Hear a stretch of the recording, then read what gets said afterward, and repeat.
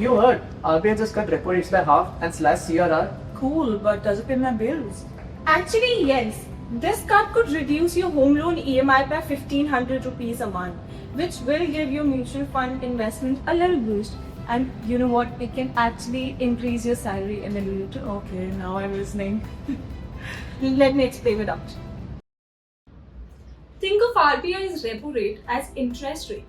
And when it drops, the bank borrows cheaper cash. Cheaper cash means whatever the bank is going to lend you, it is going to come at a discount for you too. Whether you're taking a car loan, a home loan, or even your personal loan, all of that is going to come at a discount to you. And then there is CRR, cash reserve ratio, which means the bank has to keep a certain amount of money locked away, not lending out to you. RBI just freed up a huge chunk of CRR by 1%, which means there is more money to lend out to you, and it is going to come at a discount to you.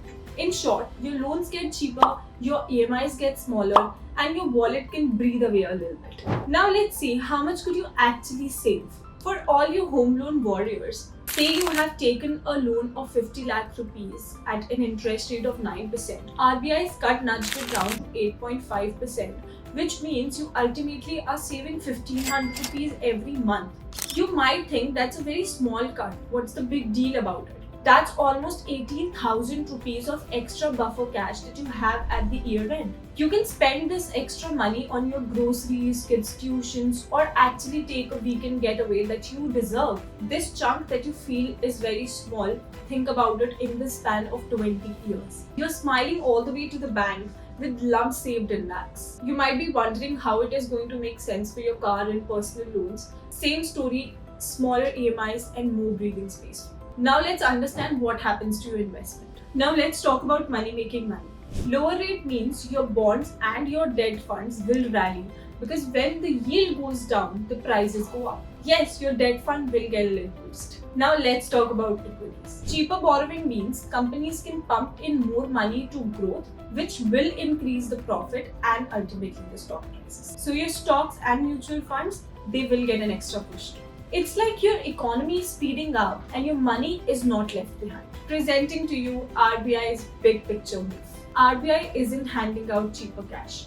It is also keeping an eye on inflation. They expect it to stay 3.1%, which means your prices aren't going to go wild. Your savings hold their value and your interest rates don't jump up suddenly. For you, that means your savings are safe from the runaway inflation and your loans just got a little affordable. Now let me tell you what you should do now. If you have a loan, check if your bank passed on the rate cut. If not, ask or consider refinancing. If you're planning a loan, look for floating rates because fixed might not let you enjoy these kind of cuts. Your investments, review your debt funds because with this kind of instances, the bond funds spike up. And also keep an eye on equities. The growth is going to surprise you. Lastly, stay updated on RBI's signal. Rate cuts like these are just a window.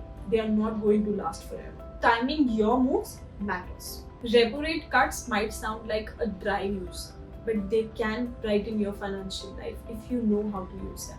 At FinCard, that's exactly what we help you do. Turn big economic moves into everyday money wins.